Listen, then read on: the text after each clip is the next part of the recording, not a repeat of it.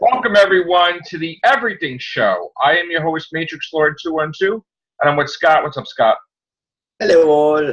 All right, so I want to talk about Spider-Man. That's the topic here today. It's going to be a short cast. Dan Slott, the writer of Amazing Spider-Man, had sent a link on Twitter to the debut of the new Spider-Man animated series, the first episode, Full, okay, of which he serves as an executive producer, I believe. Nice. On the show. So I watched it, and I gotta say that I really enjoyed it. I thought right away, him with the crappy costume, that all right, I don't like that crap. But I gotta say, I liked the Vulture. And at first I was looking at him, I'm like, why is the Vulture like RoboCop a little bit? With the voice and the helmet. Mm-hmm. And then I'm like, all right, I get it, because you got to do something different. He can't look the same. He's got to be like the time. You gotta update him every now and then. So I let that go. That was cool. Okay. I saw that he started putting his characters from the current comic, like now, but in the past, to which when Peter Parker first started out, like the guy from Horizon Labs, he basically made the high school Horizon High, which is like which is a school with technology and stuff, and he made it where Peter Parker, this is spoilers for the cartoon basically, but Peter Parker, in so many words, wound up going to that school rather than his Midtown High, which I wasn't crazy about that, because I'm like, that's changing the origin, and I wasn't crazy about. They also said that Alexander Smythe, the Spider Slayer guy, had his kid enrolled in the school, Peter Parker. What? Which I wasn't crazy about that either. To me, Smythe's character was more of a... he's a scientist. He develops the Spider Slayers, and then his son takes over eventually. Does the same thing. I wasn't crazy about that. They had Harry Osborn in there. That was cool. But Harry looked a little too similar to, like, Peter. I mean, it's different hair color, okay. Yeah, but... They had Liz Allen, which was white, which she is in the comics. Yeah. I liked her character. Then they introduced other characters that are not from the original Spider-Man thing, like new characters, different nationalities. Okay, I get it. You're going to throw different stuff in there. Hey, Vaughn, what's up? Hey, Vaughn, what's up? Hello, what's up? How you feeling? Tired. Yeah, you sick though or no? No, I work today. Oh, yeah. Of course you're going to be tired from that. Yeah, I know. Yeah. So I was talking about the Spider-Man animated show that started today. I hate the costume, obviously, that it's just a stupid-looking homecoming type look. I'm not the suit he creates himself. Mm-hmm. Yeah. My whole thing is that I have a problem with understanding how when he first created the suit, it was fine, right? And now it's like they're overthinking it, that it has to be armor plated, it has to be this, it has to be that. That is a technology has to be involved, and he has to do something settings to shoot web shooters. And I'm like, so I'm not gonna like everything, obviously. I don't understand. Hopefully they're just building up to something different. I mean, you got to think that he's a genius, so he's gonna find a way to make a nice suit, not like a crappy. That thing is crappy, obviously. And I'm not a fan of the homecoming look that he does himself. Like, every other Spider-Man in history has done it better. And again, I don't get it why now they are thinking, like, overthinking things. Like, they need to make a costume that's flame resistant. They need to make a costume that's protects against this. No, we've never had that before. You just create a damn suit. It's a regular damn suit. That stuff is heavy. It weighs you down. This is what I don't like about this whole Spider-Man situation. It says, why is he now so dependent on technology when it used to be him figuring out stuff and not having... the suit that he wears is his suit that he... It's not any technology. The only technology that he has is the web shooters that he made.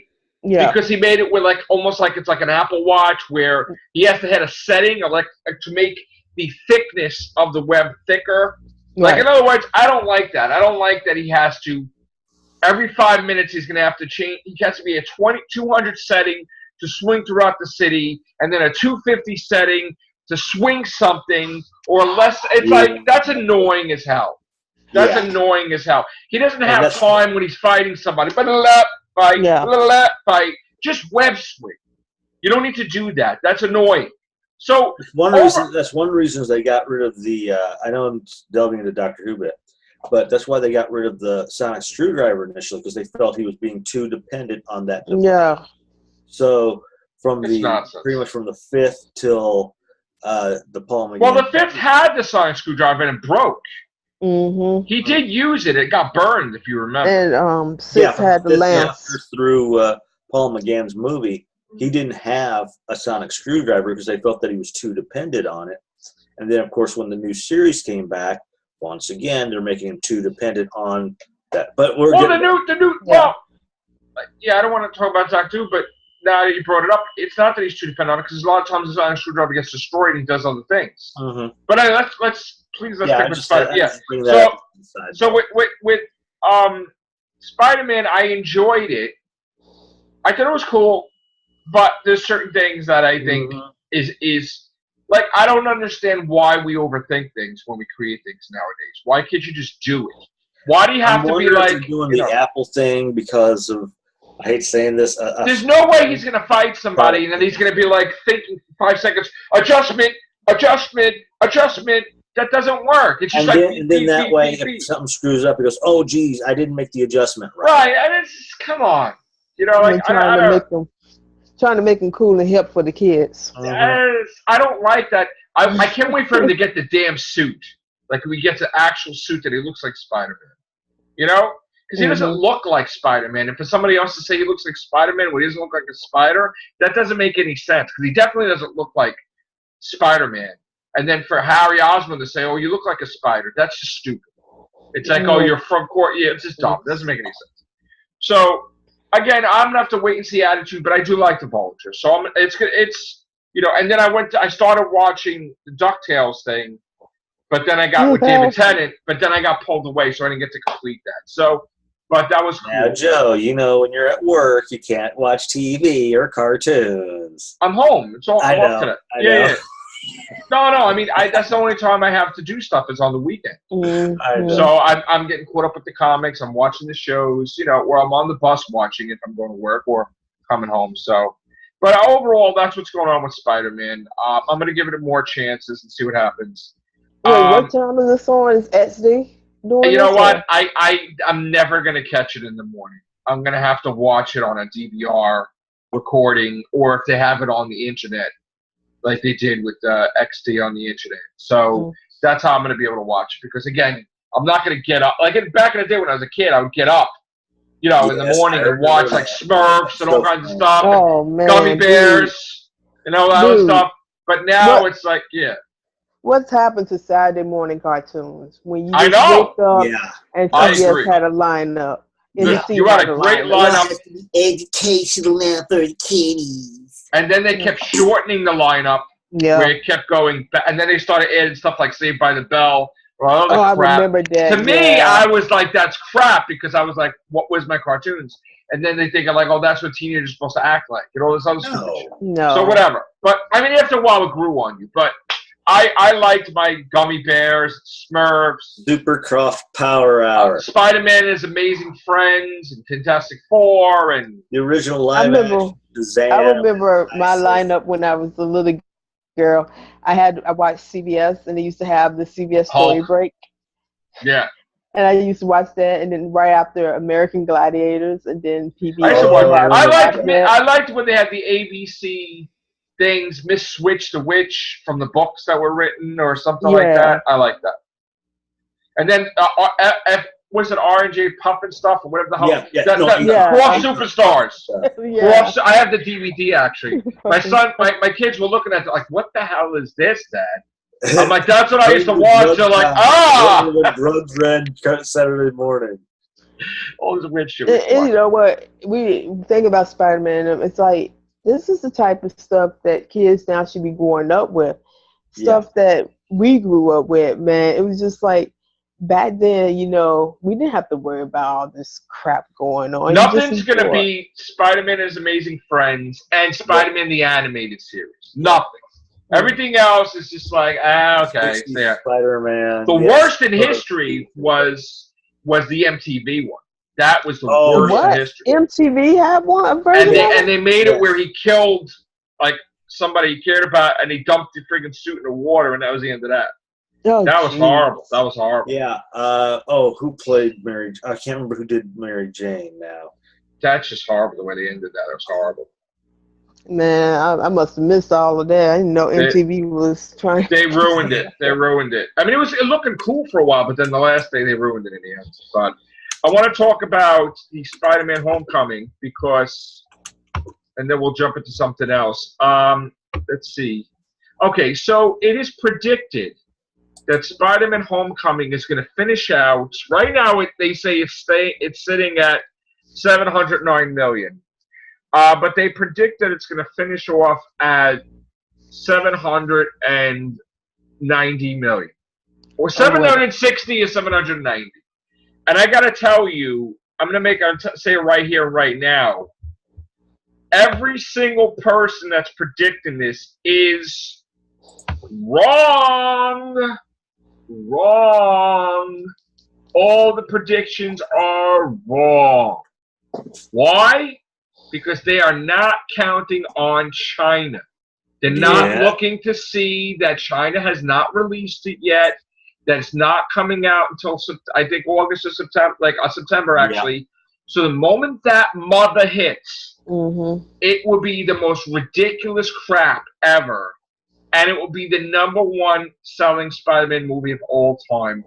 Guaranteed. Lisa Loeb, that's who was in the MTV version. Guaranteed. Yeah. Yes. Yeah. I knew it was a singer, but I couldn't remember her name. Guaranteed. Yeah. Guaranteed. So this is the problem. It's like these people try to act like they're professionals with the box office, like they know what they're talking about, but they're really not. Like comic book this movie or comic book this, whatever. Yeah. It's not even released in China. You don't know that. They're not counting international. Sorry, you got to look at China because they're sadly you have to look at China, the big market. Yeah. So, once it's coming out in China, it's going to make over 850 to 900 million, probably. Okay, it may get it may be $1 billion movie or more. We don't know yet. I predict, and again, keep in mind that I did not like Spider-Man Homecoming, but that does not affect me to have an open mind to know that it didn't come out in China yet, and to look for all the possibilities of how much money it's going to make or not. And it's not in China yet. So I'm not going to look at all these predictions that they're like, no, it's not in China yet. It's doing this money without being in China. It's like almost going to be at 710. They think it's only going to be, they're counting everything but China. No, it's going to do way more. Oh, okay. So they are including international. They're not including China. No. Okay. They don't even know that China hasn't really. They're not even saying it. They make it like, it's about to finish its box office run. No, it's not. It's going to be in China. I think they're talking domestically. It's about to finish it. No, they're talking about Japan. No. Okay. Yeah. Oh, okay. No, they're talking about everybody but China. That's exactly what I said it was. They don't know that, and they're not researching it. So when all is said and done, it will be probably the #1 movie of all time. I'm not happy about it, but whatever. I mean, it is what it is. My thing is that immediately in the animated thing, he had spider sense. Yeah. Everything was spider sense in this animated thing. Everything. Because spider sense is everything to Spider-Man. So regardless of them saying it was a great movie, when they were doing it themselves, like Dan Slott, spider sense, spider sense, spider sense, spider sense, spider sense. That's it. I do believe the reason it's doing well is because Iron Man has something to do with it. Sadly, that's the sad truth. I don't think if Iron Man was in it, it wouldn't be too hot. Well, I'm kind of unhappy to learn that they cut the budget because they said originally that the budget was like 225 million or more, and that they decided to cut it to 175. Ooh. And to me, you could tell that they cut the budget because it looks cheaper than the other Spider-Man movies. So I don't like that. I don't like that at all. But we'll see what happens with the sequel. Basically. Yeah, we knock on wood. It'll be good. Wait, 2019 is a sequel, right? Yeah. Yeah. Okay. So, all right, that's going to be it for this quick one on Spider-Man. We'll be back with other ones. Take care. Bye for now.